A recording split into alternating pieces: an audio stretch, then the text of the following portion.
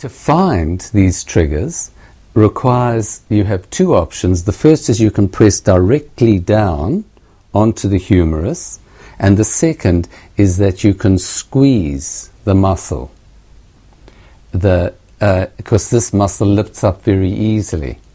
I prefer to do the second type of examination, which is squeezing, because the primary reason is that I can then localize the trigger point and not press on any of the deep structures, because there are a number of deep structures, especially running down the inside of the arm, which contain nerves and arteries and muscles. And especially if I want to do needling, I don't want to be poking straight down.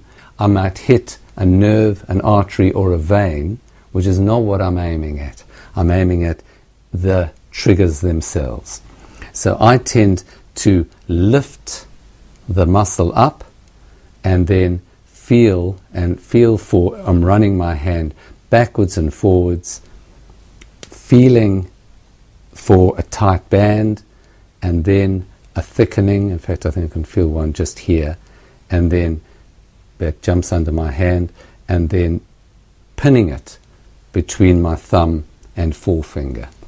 Once I've found the trigger point, I focus in on it, make sure I'm on it, reduce the pressure so I'm below the pain threshold, and then I apply ischemic pressure principles.